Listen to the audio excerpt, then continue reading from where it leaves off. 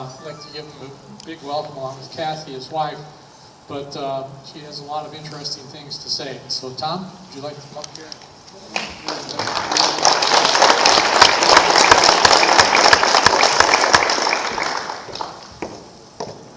Thank you. I'm here today with Kathy because we both love liberty, we love our Constitution, and we love our country.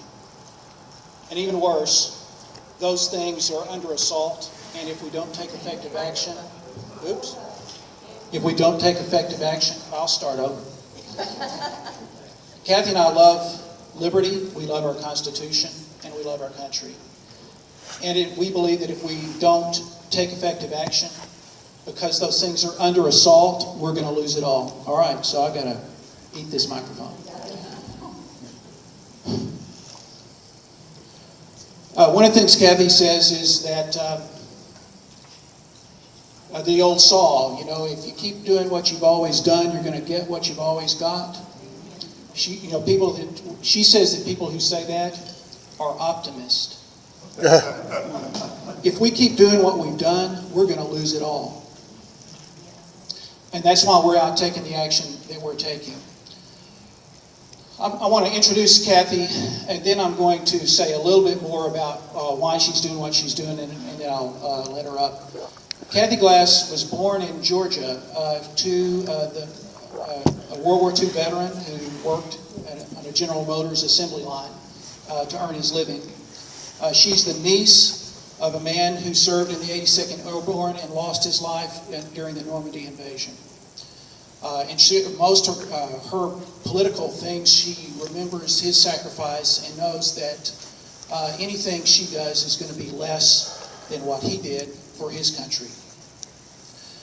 She moved to Texas as soon as she could. She got here on 7/7 of 77, which she thought was a pretty lucky thing. And she's raised her family and had a very successful career as a trial attorney, primarily defending doctors and hospitals when they get sued. And now has been, in the last few years, been spending a lot of her time thinking about how she can help save her country and our liberty.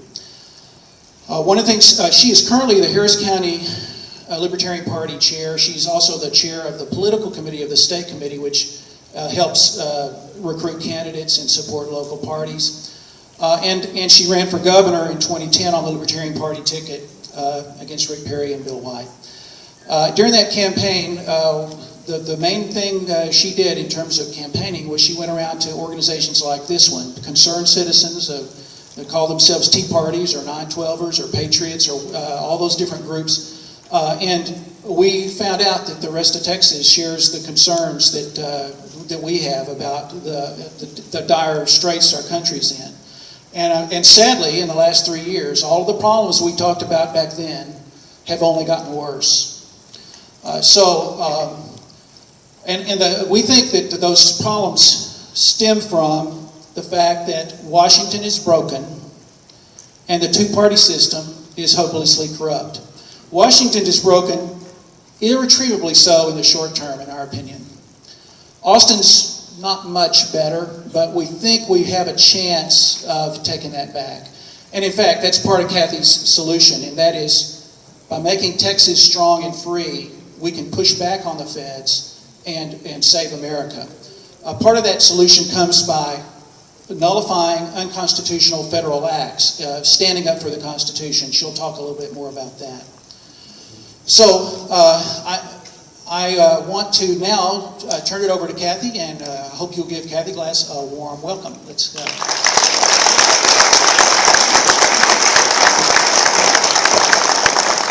There's one other thing I want to say before I cut off, and that is, if you like what we say, we've got a little sign-up sheet over here, or come up and give me a card. We also got some literature on the table over here, so we'd love to see you afterwards. Thanks. Thank you very much. I usually use a wireless mic because I have this thing. I've got my hands full here, and I talk with my hands, but we'll see how it goes here. Yes, I'm concerned about our country.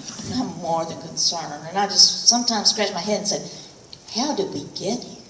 How did we get to this point? We actually think we could lose our country. Well, And it's because Washington's broken. It's because we did not insist, we did not demand that our Constitution be followed, particularly our 10th Amendment sovereignty. We let the feds do whatever they wanted to, and after did it so we couldn't do anything about it. So when I say Washington is broken, I'm not talking just a little bit like a plumbing problem you could get fixed. I'm talking about something that is not fixable from within. Something that we've got to chart a new course. We've got to do something different. Because if we don't, we're going to lose everything. Everything that people have fought and died for over the years. I'll tell you a little bit about how I came, my journey to this point. Well, in 2010, I was thinking about what was going to happen to the country, and I decided that the way things were going, we were just about, I was going to outlive my country. And that hit me in the gut. I never thought that would happen. I knew there'd be a day of reckoning, but I thought, okay, that could be after I'm dead and gone. So I just thought about what I'm going to do. So we've got to find our line in the sand. We've got to find where we're going to fight, where we're going to stand, and what we're going to do, how we're going to push back, because giving up is not an option. So I thought, is this thing on?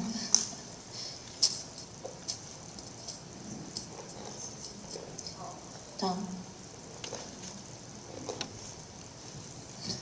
Technology. Can't live with it. Can't live without it.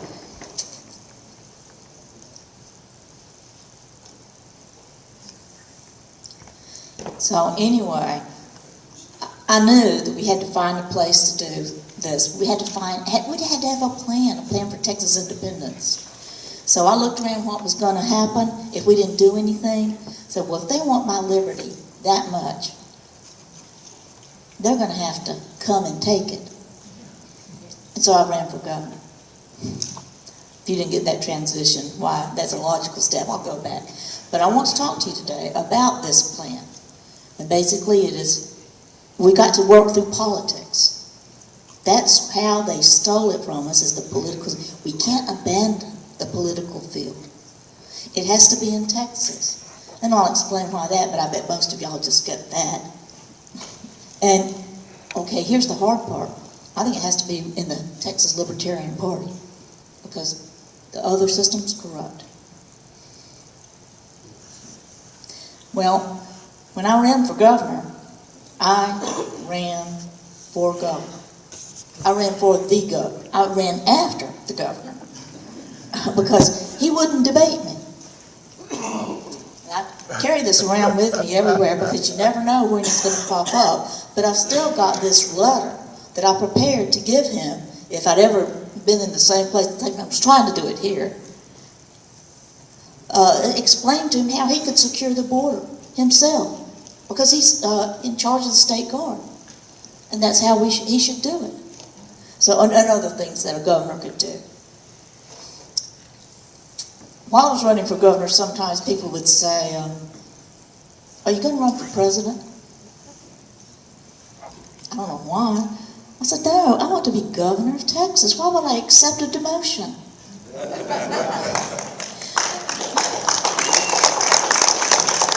Who in his right mind, if he could be governor of the state of Texas, would want to abandon that post and go around trying to be president? I mean, who? Oh. Never mind. Well, I tell that little joke to make a point about how pivotal in this plan, my plan for Texas independence, the governor of Texas is. They say it's a weak position. Oh no. Oh no. In this plan, in this fight we are in, I say governor of Texas is the most important job on the face of the earth. And if you don't understand that, then you shouldn't hold the position. But this is why I say, this was my message in 2010, and it's what I'm still saying, that we're in a battle for America, and that Texas is the battleground. But we're not battle ready. And why not? Because we have no leaders. We've got the ideas. We've got the information. We know what to do. But our elected leaders are not providing us with any leadership. So that's why I say political. That's why I say Texas. Because as Ronald Reagan told us, America is freedom's last stand. And to that I add, Texas is America's last stand.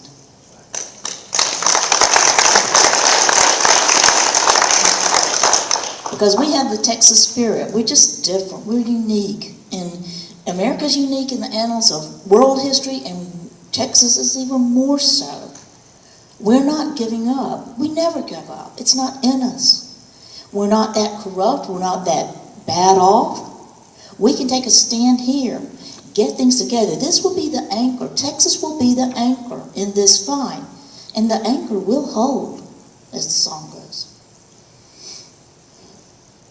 So, Ronald Reagan said, there is a point from which they may not advance, from which we will not retreat. He's not using the words, but he's talking about your line in the sand. And I said, that's got to be Texas. Texas has got to be the place where they, the forces of tyranny, of this out-of-control federal government, where they can't advance anymore. They say water on the move seeks the path of least resistance. Well, if we make Texas strong, maybe they'll back off, maybe they'll go somewhere else, but it will stop them, it will break them. This is a man that's one of my heroes. He's Seward Avery. He was the chair of Montgomery Ward during World War II. I use this when I talk about nullification and what you can do. This concept of nullification. In World War II, they had wage and price controls, which were very tyrannical. They wanted to tell you everything, who you could hire, who you could pay. They had a wage and price board that made every decision for every businessman.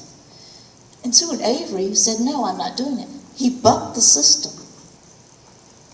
He said, I'm not going to do it. And so they sent in a watcher, someone that sat in his office. And he said, I'm not doing it. I'm not doing it. They sent in marshals. They sent in the police.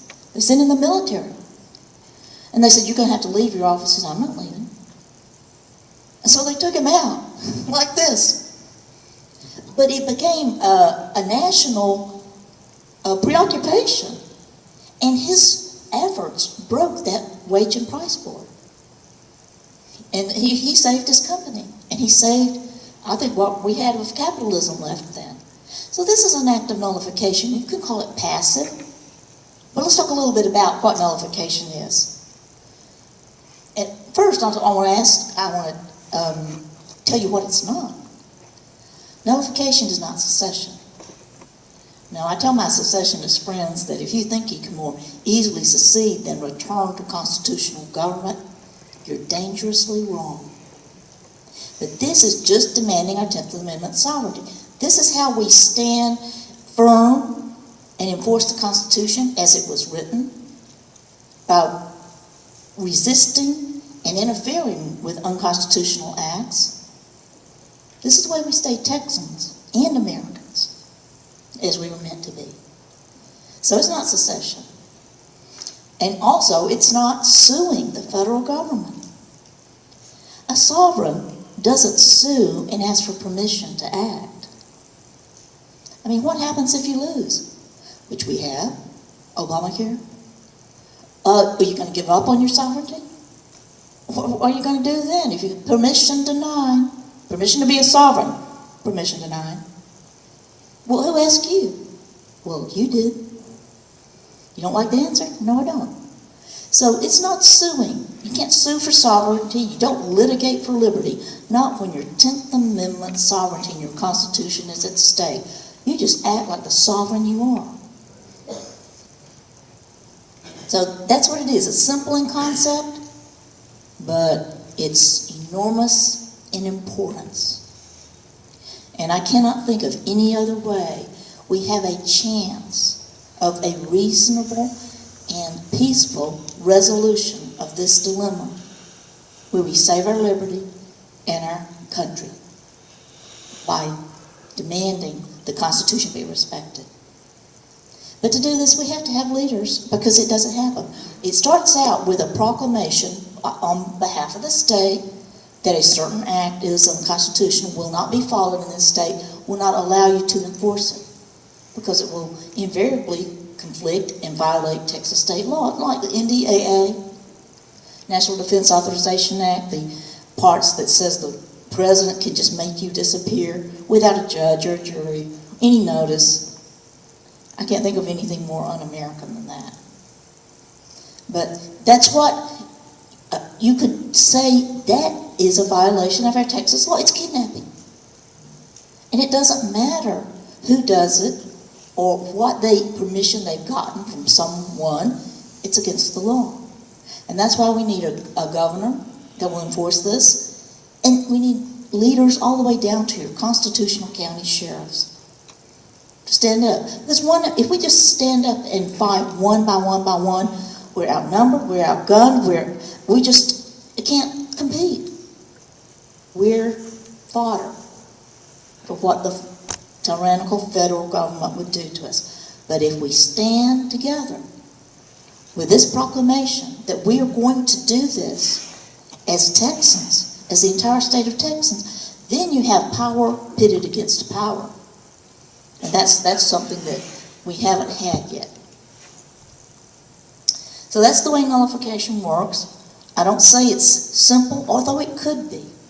It could be that we just make a stand, and if people know that you're serious, you're going to back it up, they can back off. Hopefully that's what would happen.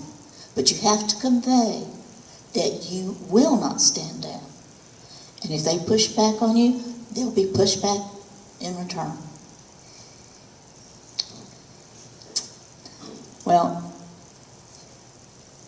why Libertarian Party? Okay, this is the hardest part.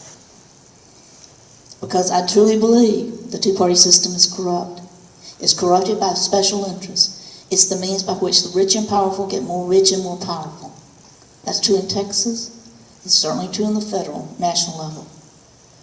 Texas, we've had supermajorities for Republicans or conservatives for a long time. There hasn't been an elected statewide Democrat in 20 years. What has it gotten us? Well, you can make the case we'd be worse off otherwise, but I am past thinking that being pacified, well, it could be worse. When you think you're going to lose it all, what could be worse than that? And I'm convinced we can lose it all. And I'm convinced that you can send good people into this system, good people like David Simpson or Louis Gohmert. You can send them into that system. A lot of them will become corrupted, and I'm not talking about the kind of corruption where money changes hands, although I'm sure that happens. No, I'm talking about just the corruption of the spirit, the corruption of your mindset, where you think the federal government really does have the right to do these things, or the state government, where you just don't think, and you don't act to limit government in any way. That's really the kind of corruption I'm thinking about. And it's deep in Austin. I mean, if you could go to Austin, I'm sure Joanne has told you about what goes on there, what she has seen. The way they treat people who buck the system, who try to do what they say. It's not just opposing them, it's calling them out, attacking them personally in the most vicious way. This is Republicans, what they do to other Republicans. So that's why I say I don't see anything coming out of this system. So, Libertarian Party, what do we got going for us? Well, we got the right ideas of liberty, and we're not corrupt. Just a few years ago, that might have sounded like a really lame thing to say. I'm not corrupt. It's like you're applying for a job. You say, what recommends you? I won't steal from you.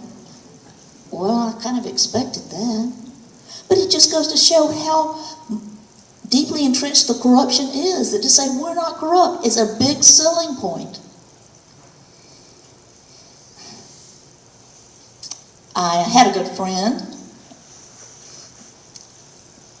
tell me, in response to my questions about why liberty-loving people who describe themselves as libertarians don't work within the Libertarian Party. And he gave me a list of things, of problems that our party faces.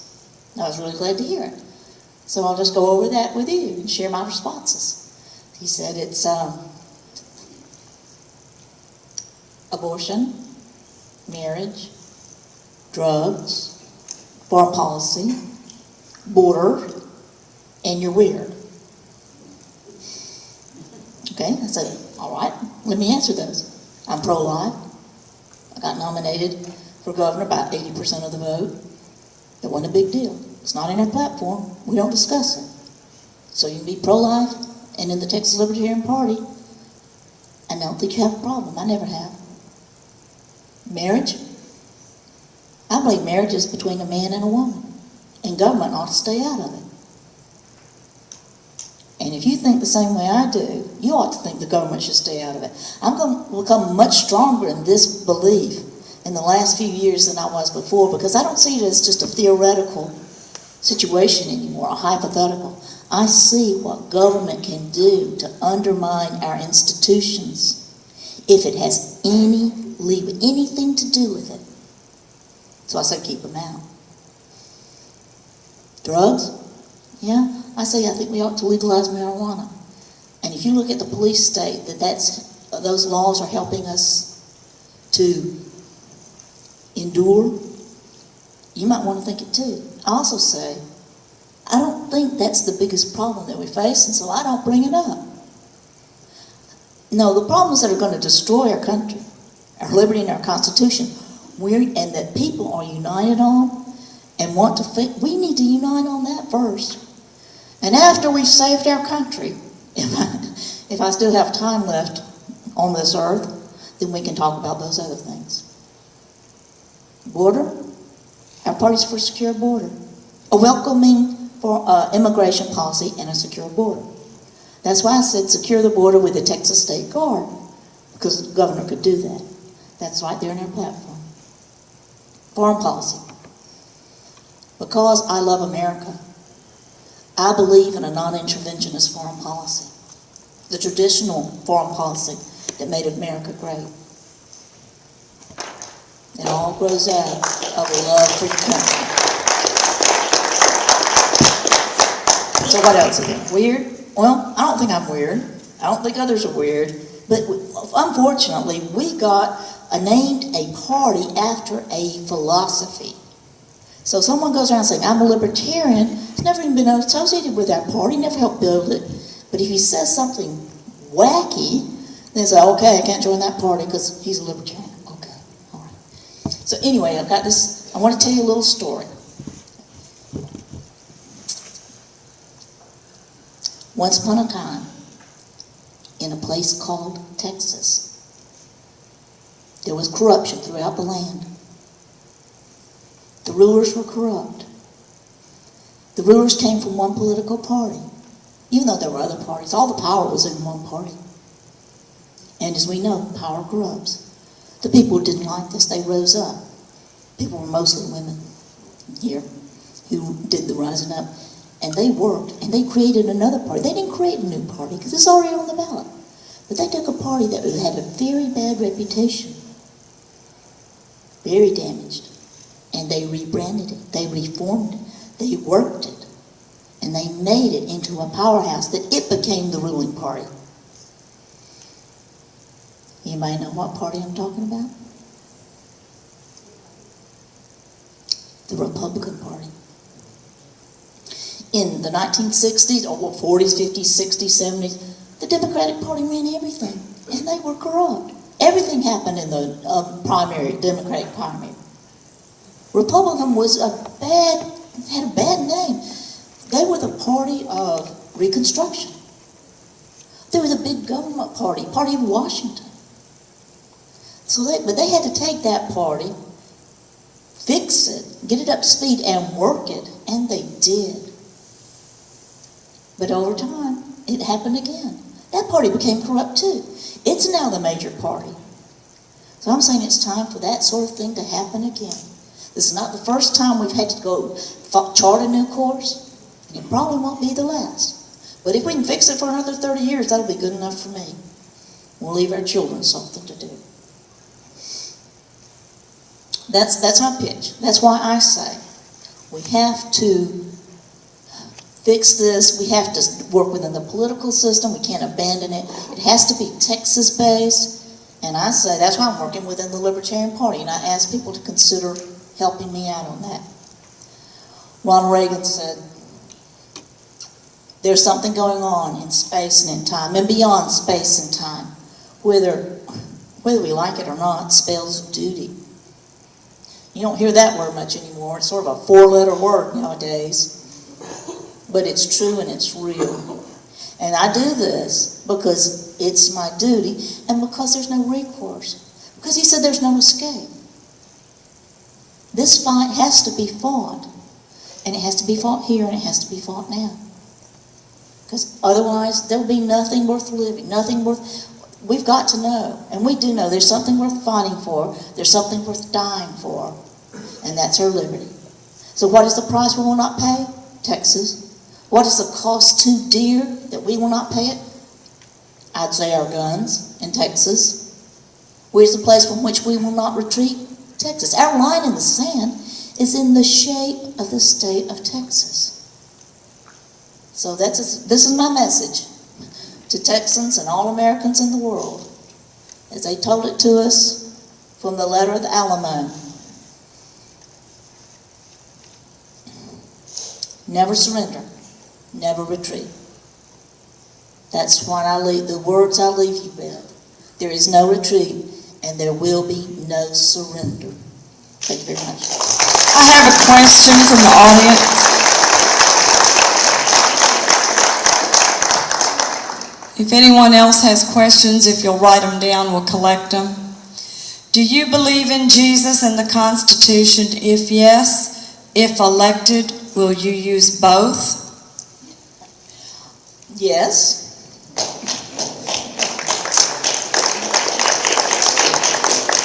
Are there any other questions? Oh, come on. You got questions. They're writing. Okay.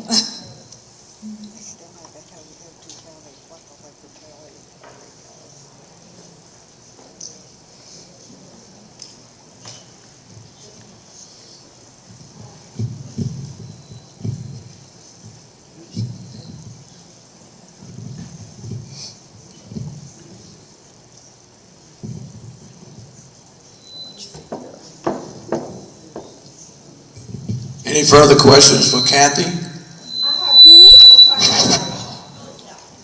Go ahead.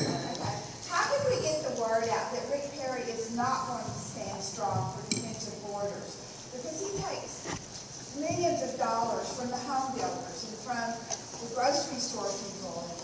And, it's really in his best interest to have a lax immigration policy. That's why I tried to emphasize that it was within his power, using the Texas State Guard, not the National